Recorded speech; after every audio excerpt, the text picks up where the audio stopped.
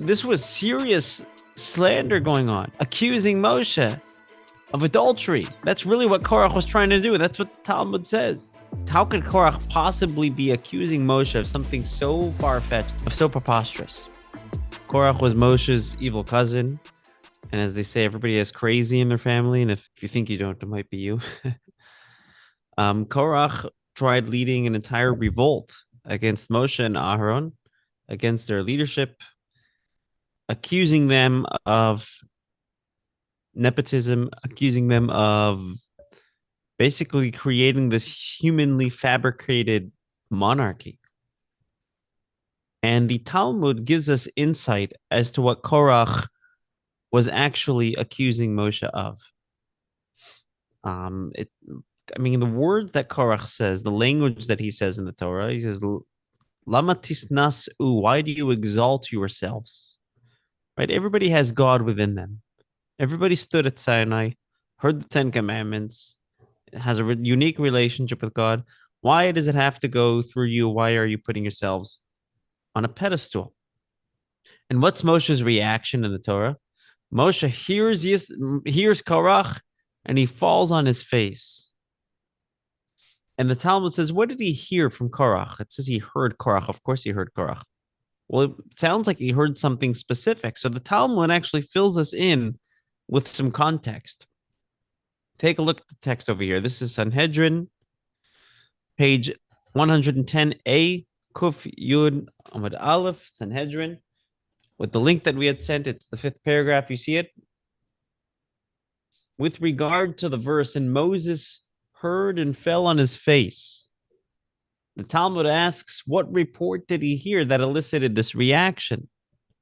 Rabbi Shmuel bar Nachmani says that Rabbi Yonatan says he heard that they suspected him of adultery with a married woman, as it is stated, and they were jealous of Moshe in the camp. Rabbi Shmuel bar Yitzchak says this teaches that each and every man warned his wife to distance herself from Moses and not enter into seclusion with him.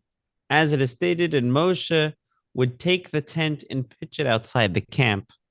It was due to this slander that he withdrew from the camp. So this was serious slander going on. Consider accusing Moshe of adultery. That's really what Korach was trying to do. That's what the Talmud says. This is pretty wild. This is a pretty wild accusation. And numerous commentaries try to understand what is going on here. What's taking place here? How could Korach possibly be accusing Moshe of something so far-fetched, of so preposterous?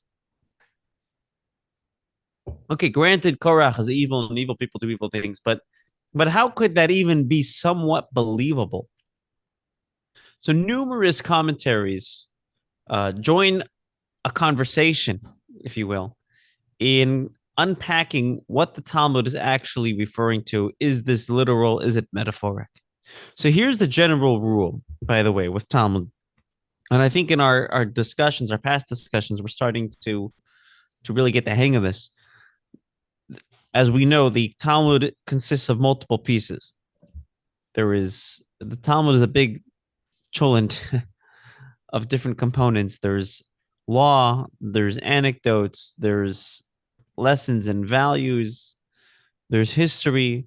The general rule is when the Talmud conveys law, it's literal, which is why we've been following the same exact traditions for so many thousands of years. That's what preserved Judaism.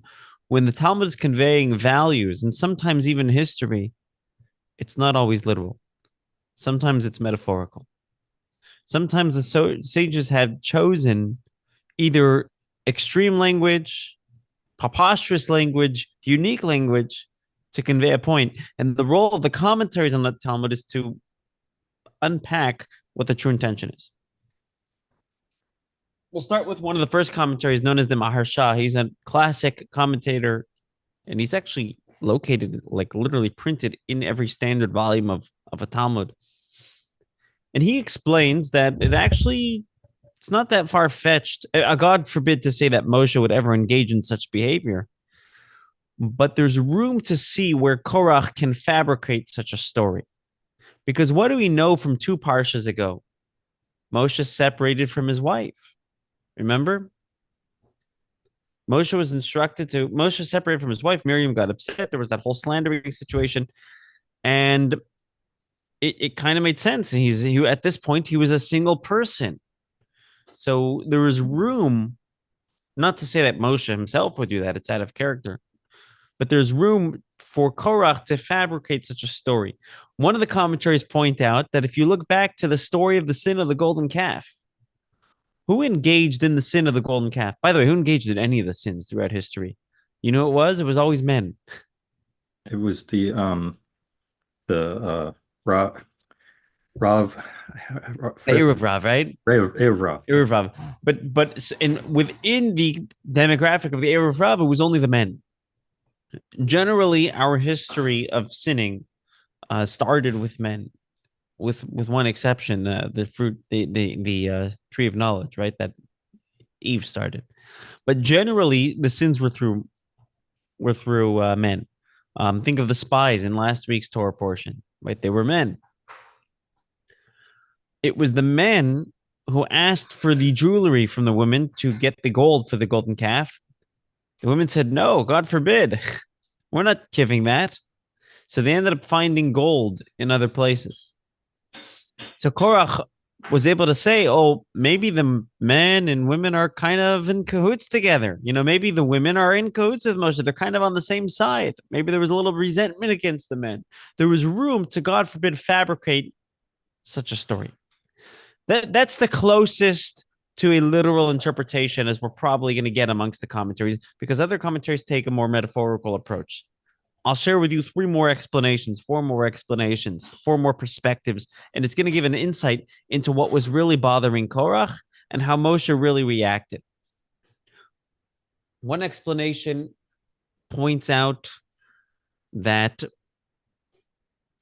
from a more Kabbalistic perspective, what is a man and woman, right? Moshe, let me take a step back. Let's take a look at the words of the Talmud, the language that the Talmud uses. Moshe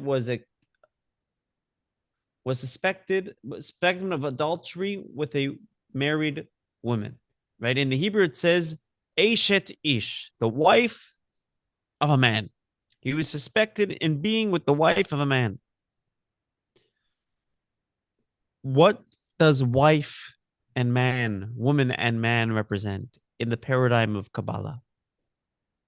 In the paradigm of Jewish mysticism, this perspective of Jewish mysticism, the man represents the giver, the woman represents the receiver. That's true physiologically or biologically.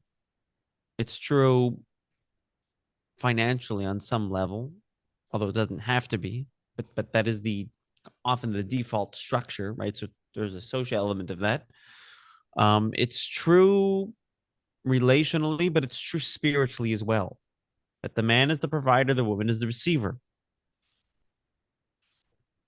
So when Moshe is suspected of being with a married woman, being Eshet Ish, the wife of a man, he's essentially being suspected of having the feminine quality of being a receiver rather than being a giver. Essentially, it's Korach's way of saying, Moshe, are you really a leader? Or are you just parroting? Are you just parroting what you get from God? But is it really coming from you? Right? Are you just receiving like a woman, or are you giving to the Jewish people as well? Are you being a giver? That was the accusation, to which Moshe was offended, obviously. It was not a fair accusation. That's a more Kabbalistic paradigm. One of the classic commentators on the Torah is known as the Kli Yakar, one of my favorite commentaries, and he explains that adultery is, where does adultery come from? The Talmud says, a different section of the Talmud, adultery is a product of arrogance. The Talmud says anybody who's arrogant will go down that road, is headed toward the road, God forbid, of adultery, of not respecting that boundary. So Korach wasn't saying that Moses is an adulterer, God forbid, but he's accusing Moses of being arrogant, essentially saying that he's headed down that road. The Maral takes it a step further. Rabbi Yudalau, Prague from the 1500s, he takes it a step further and says, not only does arrogance lead to adultery, arrogance essentially is adultery. Because what is adultery?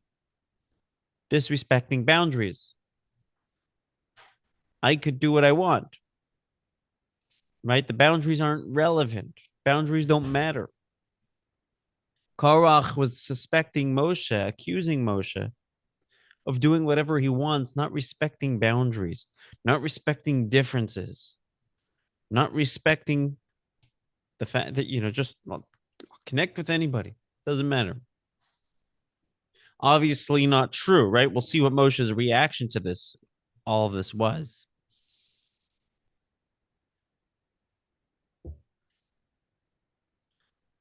There's a commentary known as the Mishnat Yosef, and he explains something fascinating.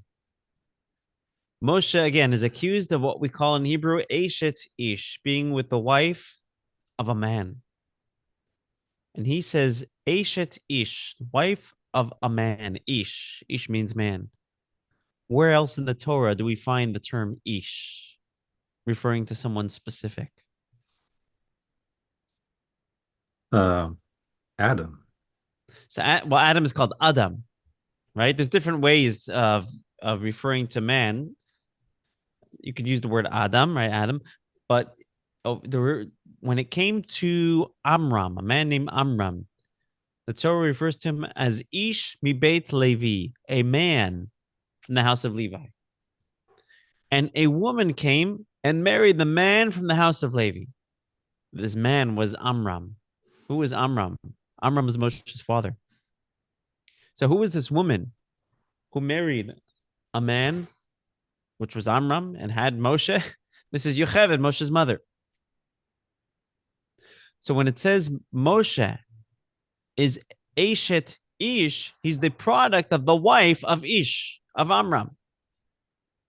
It's a euphemism to refer to Moshe as being a product of his own parents, Yocheved. And this is very unique because what Korach was essentially accusing Moshe of was, why are you entitled to be a leader? Are you actually self-made? No, you're not actually that great. You have great qualities because you happen to come from a good home. You came from Amram, which was the tribe of Levi, so you didn't have to be a slave. You came from a holier tribe. And your mother was Yocheved. But we know what Yocheved was like. Her and Miriam were able to stand up to Paro and say, we're not going to kill those babies. They were able to maintain strong values even in Egypt, even in the face of a man-slaughtering king, Paro. They weren't intimidated. This is the parents that Moshe grew up with. So Korach saying, you're this leader, this prestigious man, this holy person. But why is that such a big deal? Why should you be the leader? You're not self-made. You inherited that position because you happen to have grown up in a very special home. He's a product of Eshet Ish, the wife of Ish, the wife of Amram. You come from Yocheved. Of course, you're a holy man. To which we know, no, Moshe had his own merits. Moshe had his own holiness, right? So what was Moshe's reaction to Korach's accusation? The accusation of being an adulterer. Again, not necessarily a literal accusation, a metaphorical accusation. Moshe heard and he fell on his face. That's what the Torah tells us. He heard and he fell on his face. Why did he fall on his face? Some say that he was just so broken, he kind of just he crumbled like out of shame almost. Um there is a commentary known as the Sifsei Kohen, Shach al Torah. And he says, you know why Moshe fell on his face? Um, you know why he fell on his face? He lost an element of prophecy at that moment. Where does prophecy come from? In order to have prophecy, in order to have communication from God, you need simcha, you need joy. And with that accusation, that false accusation, whether literal or even metaphoric, of being arrogant, he was robbed of his simcha, he was robbed of joy, and essentially robbed of his ability to have prophecy. And he just crumbled from that. Couldn't handle that. Which, by the way, that's an important lesson in sometimes we have difficult people in our lives that cause issues, that say things that aren't true, that spread things that don't need to be said, that shouldn't have been said, that just, and it causes a lot of issues. And we lose our inspiration, we lose our joy, and we just crumble. And I think the lesson there is stay strong, don't crumble. Keep on going. Keep on going. Keep the joy going. Don't let them stop you. There's a book called the Likutei Halachot, which is a collection of teachings from Rabbi Nachman of Breslev, compiled by one of his students, Rabbi Natan. And he explains that Moshe fell on his face, nafal al panav. You may be familiar with a prayer called Nafilat Apayim, where we fall on our face, the Tachnun prayer, where during the Tachnun prayer, the confessional prayer, asking for forgiveness from God, we take our arm and we lean down on our face.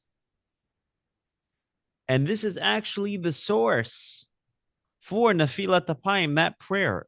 This is how we know about that prayer, because several times throughout the Torah, Moshe falls on his face. So we know, oh, there must be an important prayer called falling on your face, which is what we replicate during the prayer service. So the Likutei Halachot explains that Moshe was performing this service, introspection. Somebody's accusing you of something. Somebody's slandering you of something. And it's not true. It's far from the truth. The literal accusation, adultery, is certainly not true. The metaphorical accusation of arrogance isn't true either. Yet Moshe's reaction, introspection. Let me try to connect to God. Let me try to see what is really going on inside. Let me take this with humility. That's an incredible approach. And by the way, I think it's somewhat consistent with Rashi's approach, because what does Rashi say on the Torah over there when Moshe fell on his face? You know what Rashi says? The reason why he was falling? He was worried. And who was he worried for? Not himself. He was worried for the Jewish people. Because, oh no, here it comes again. We had the Jews complaining. We had the sin of the golden calf. We had the saga of the spies. And now this. And this is just another part of history that is just slowing us down, that is just getting in the way, that is breaking us apart. Moshe was worried for the Jewish people. It wasn't even about him that made him fall on his face, which is an incredible thing, right? Somebody slanders us, somebody bothers us, somebody's agitating us like a Korach. And Moshe says, how is this going to affect the public? Not just how is this going to affect my reputation? How is this going to affect my mission? How is this going to get in the way of us getting the Jewish people closer to God, closer to the land of Israel, closer to each other? That's an incredibly humbling approach. If you look in the Torah, what does Moshe then tell Korach? He doesn't get defensive. You know what he says? tomorrow in the morning, God will make known who is for him. Let's settle this in the morning. And Rashi asks, why is he settling this in the morning? Let's settle this now, right? Don't go to bed angry, as they say. I'm kidding. Let's settle this now. Why are we dealing with this in the morning? So Rashi says he wanted to give Korach time to repent, to do teshuvah. Moshe was confident. I know I'm right. And I'm not afraid of your accusations. I am upset about what this might do to the Jewish people. You're breaking us apart. And I'm giving you a chance to repent. That's an incredible approach. Somebody's bothering you. Somebody's not just bothering you, but acting like a Korach, trying to just dismantle your very existence.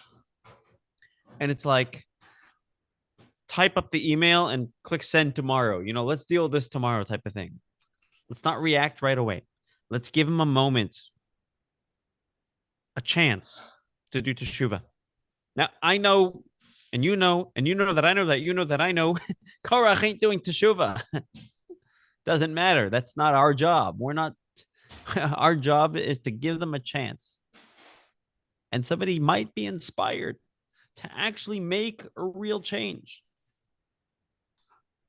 I want to point out something from the next section of the Talmud, the next paragraph. If you scroll down to the next paragraph,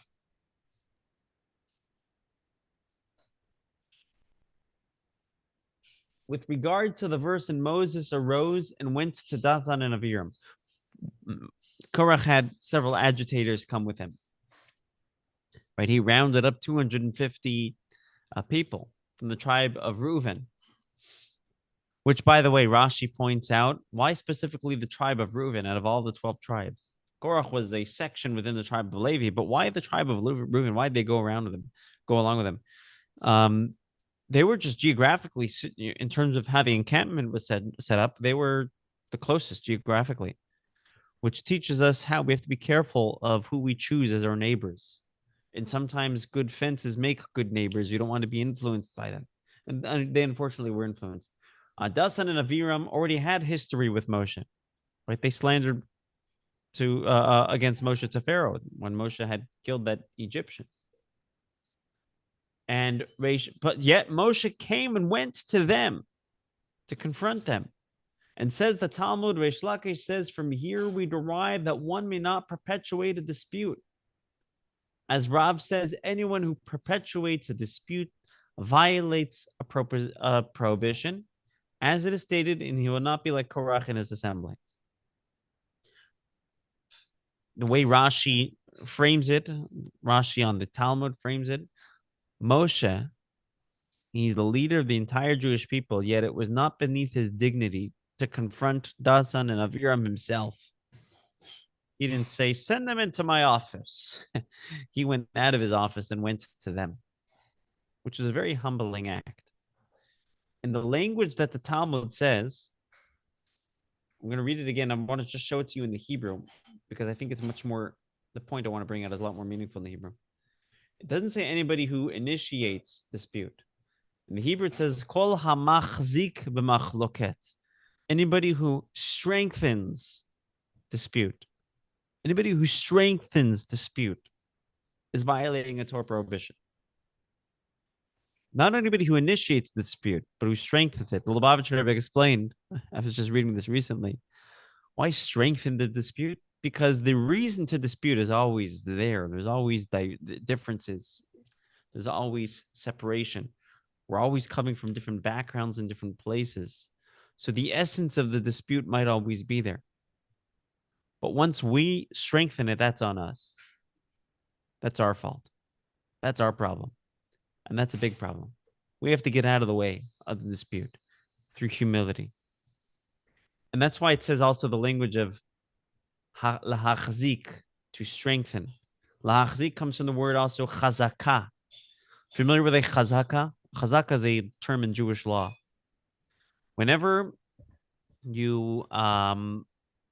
something happens 3 times and you can assume there's like a presumption, that's called a chazaka. Right? A presumption. So anybody is machazik machloket, anybody who not just strengthens dispute, even if there is reason to presume that there's going to be a dispute. I have history with this guy, a long history, and he's never going to change. If I have that perception that he's never going to change, even though I have long history, even though there's reasonable presumption, I'm violating a Torah prohibition because I have to believe, like Moshe did, that even Korach can do teshuvah, can change, can be inspired. Okay, that's my story, and I'm sticking to it.